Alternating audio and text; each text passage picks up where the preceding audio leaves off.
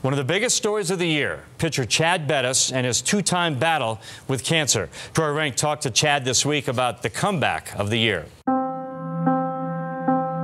The news clobbered Chad Bettis. He had recovered from testicular surgery. His career was back on track. Then on March 10th, everything changed. Cancer had returned and spread. Life no longer seemed fair. Leaning on faith and family, he refused to give up on his dream of pitching in the big leagues this season. I asked him, why was that so important? That's a good question. I would say some of it has to do with I want to prove that I can do it. But at the same time, I want to be here. You know, I want to be here with my teammates and brothers and fighting and getting into the playoffs. So, you know, for me, that's a big drive. It is impossible to overstate the improvement Bettis made last season. He won 14 games, led the Rockies in innings pitched. He became the staff anchor. His absence rallied the team.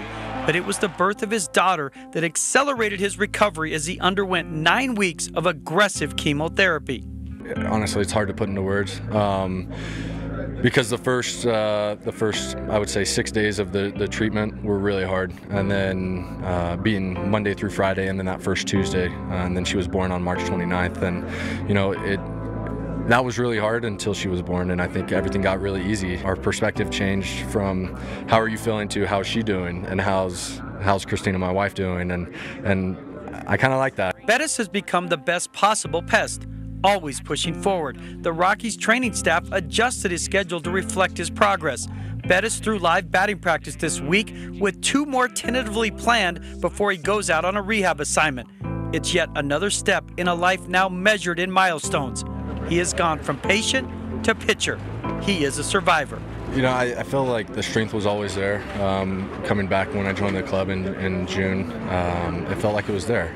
And then I realized that my lungs and my stamina had not been, they weren't. And so that was the goal, was to try and get those back in order to breathe better, recover, and all that stuff. But I would say the last probably 10 days has been the best I felt in the sense of being able to run, condition, recovery-wise, breathe.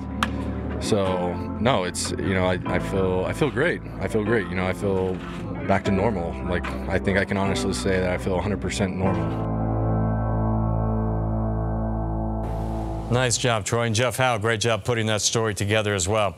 Okay, Woody, Chad is headed for the Hartford Yard Goats for rehab assignment and then back to Denver. So what happens to the rotation when Chad is ready to go? Well, it is a great story because there was a concern within the organization that he might not ever play baseball again. Yep. There's a chance he'll come. He's got to build up his stamina. He's got to build up his innings. He's got to build up his speed on the mound. I don't think it's still going to happen for another month or so at the best. But they have a pleasant dilemma where when you have John Gray back and pitching well, and we saw what Kyle Freeland did today, if Chad Bettis were to come back to form, that would put them in a good position to go into the playoffs if they could get past. And people kind of forget that they have 1 game between the 2 wild cards. So you've got to have, by that point, a master to pitch in that game.